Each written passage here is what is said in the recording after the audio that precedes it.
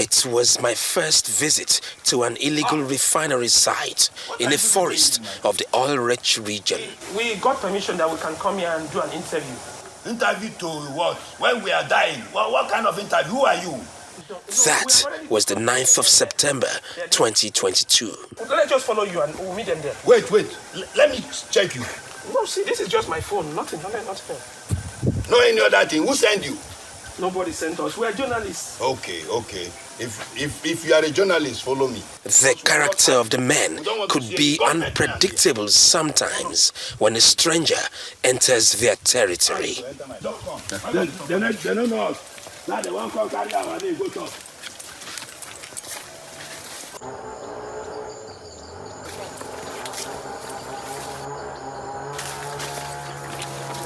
Our mind is the street. Our mind is the street. Okay. Well, this is the place. Okay, that's the man that we spoke to. Oh, this man? That's the man we spoke to. You can identify me now. Come, you sabi him. Okay. What did he say come to do here now? They tend to be cautious because of the activities of security agencies and pipeline surveillance contractors combing the waterways in search of oil thieves. If you're coming here, it's very risky. But somebody will always come here because we don't want the kerosene to come into the site. So somebody will always come and lock here. Much work is not done in the day for fear of arrest, and so we left hoping to find another location. A year later, we head to another camp, but opting to go in the night. We are in a forest somewhere in the heart of the Niger Delta, and my guide is somewhere in front of Kezi, which is not to be shown. We, with a bit of trust, are being allowed to get to this point where we'll be seeing an illegal refining point somewhere in the forest. And that's what I'm going to do now. It's a wet day, that's why I'm wearing this. But we'll be going there. For good measure, the boys will speak to us on their activities here.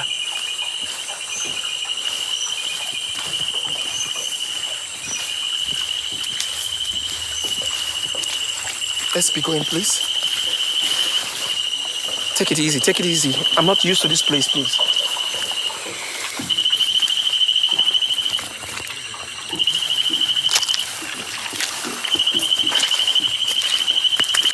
Then monotonous chirps of cricket interrupt the stillness of the wet night as we walk the narrow path of the thick forest.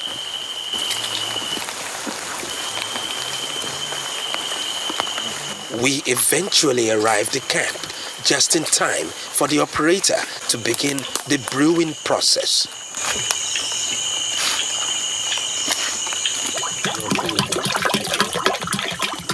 First, crude oil is poured into a little drum and transferred to an iron oven called the boiler.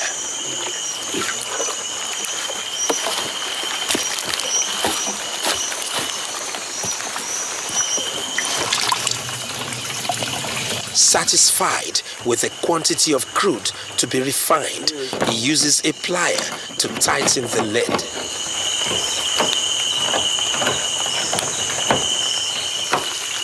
And then he grabs some mud to ensure tiny leakages are blocked. The man uses a lighter to kindle a fire.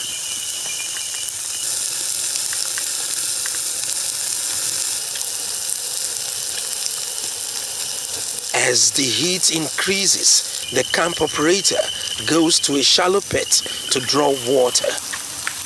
He walks the short distance and pours it into a wooden construction which serves as coolant in the artisanal refinery, linguistically appreciated in the speech community as co-fire.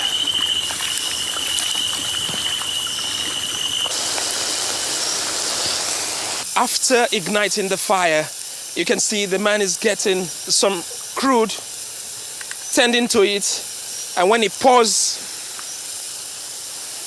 the fire increases, it's gathering momentum. The heat is getting quite intense down here. It's just part of the sights and sounds of what people call the illegal refinery camp. From crude, you get kerosene, petrol and diesel. This is just an example of what goes on in such a camp. It's getting very heated up, and over there, smoke is escaping through an opening.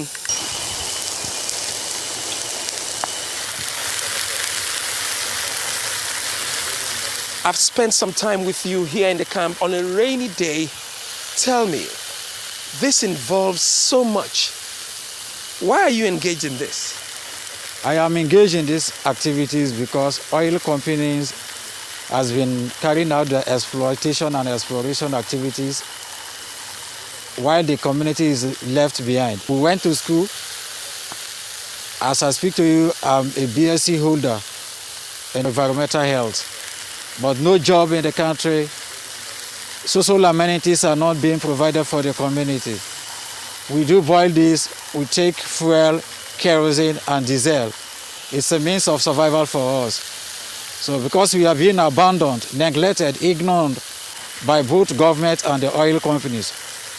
Is it not dangerous? Don't you think people die here? Haven't you lost someone before? With or without this, one will still die. That is the belief we have. But we are taking out some safety measures. You can see the process is going smoothly, well organized. As far as occupation hazards are being maintained, there is no fire hazards. When God says yes, no one can say no. One thing we believe is, out of the abundant people in this business, it's only few that we've lost. So majority carries the day. Well, the federal government is not happy about the existence of illegal refineries, but you're still doing this. We are still doing this because we can't go out and carry out armed robbery. We can't go out and carry out sea piracy. They say people who do this are oil thieves. What do you think about that? It's their own interpretation. As far as we are concerned, we are not stealing anything from anybody. It's our own oil we are making use of.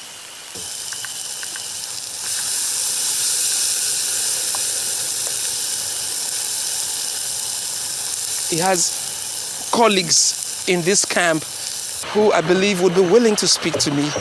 The reason we're here in the night is because you can do this in the daytime because of the security agencies.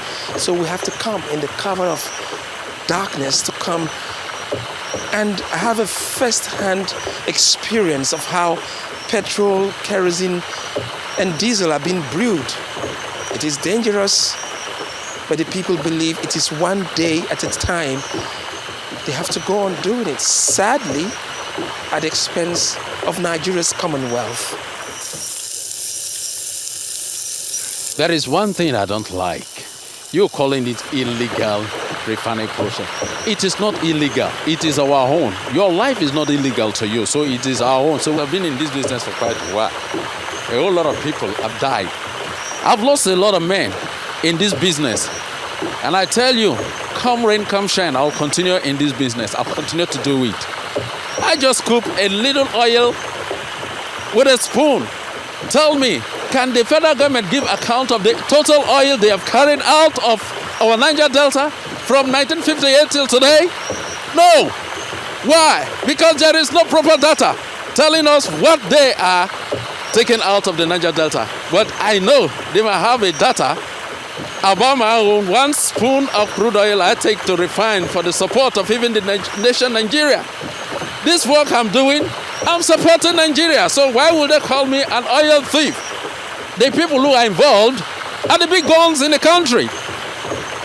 The big men in the country, from the top to the least, are all involved in it. The heat increases the smoke escaping from the pipe. It gets to a point where the refined product begins to come out in droplets as kerosene, petrol, and diesel at various stages. Tell me, 20 liters of fuel, how much on they buy them? Or how much on they buy them for the one want to do here? How much on they Salam. Wetin dem dey call subsidy? Na here subsidy dey o. Our boys dey subsidize for us. Dem fit do here. As I dey here, I fit come meet my boy here. Boys wey dey do, abeg, give me small fuel. Make I take am go reach my neighboring community. Dem go say, oga, bring 5,000, come collect 120 litre. Dem go give me. Filling station dey, I think say 700 1 litre. Na so we dey hear now. We will not get filling station here. But the one wey our people dey go buy there, come sell here, 20,000 naira for 20 litre of fuel. Na here the subsidy dey, because I did not cut off that 14,000. That be the subsidy for us now. Something wey we for buy 20,000 naira. These are our boys. We don subsidize am for us. In this business, people dey die. No be say people no die at all o. E dey die. But no job. If you now stop your child say no do am, he go come sit down with you, your graduate. He go come dey for your house again. You go do fishing, come dey feed your graduate again for house. You go do farming, come feed your graduate for house again. So with this one now, he don take support himself, support the family. Even some of them wey see so, they don't even dey help us. They train the juniors. They go university. From this work? Very well. From this illegal work? Yes, then they take and they train their juniors. The federal government calls it illegal, sir. Them then they call them illegal, but for us, you know they illegal for us, because the oil, the crude oil, na our own, and Niger Delta own. Now we get her. So what do we get? We know use her. Who go use her now? They know they help us. They will come carry. We know where crude oil they go, and we will not know. Then later they come bring small things here. Say, see what you carry for your place. So, peanuts, light no day, road no day. How many Niger Delta communities get road? If all the roads where they Abuja, all the flyovers they Abuja there, if they won't bring her down here, if we never reach, go reach Escavos, reach Brass, we need road not they reach us, light not they reach us. All this one way, maybe our boys they do for 1 month. So we no feel to reach one single ship now. Even all the ones we don't do for 1 year, we don't reach one single ship. So through our own, they know they lose. Then where the government, now them be the real thieves. I will never hear one day say one ship where they hold. Say now so man get them. So they don't carry and go court. They don't prosecute them. They don't sentence them. We never hear. The ship no get owner. The ship no get name. The ship no get workers. If you hold the workers go tell them who owns the ship now. All those ones not here. What we go here? They don't burn one ship. We go see for television where they burn ship. But the man will get the ship. They're supposed to prosecute her. Carry and go court. Show example. Say this man been thief oil. So we carry and go court. He don't go prison. Then we where they do here. You go come say, come break our drum. Say, come beat our boys. Do this. He go shoot. Do that. That one too no oppression. No oppression, no oppress Niger Delta youth so we will tell them make them stop. What if they come for you? Me as I dey talk so. Yes. We were there. I tell you say, we will be elders themselves. We will support our youth. So if they come for us, well, it don't happen. Anything where they want to do, make them do. But we go still continue for this job. Even if they come here, say them day yourself. Well, that's no past government who fit come out face. But when they go back, we'll come back on do it.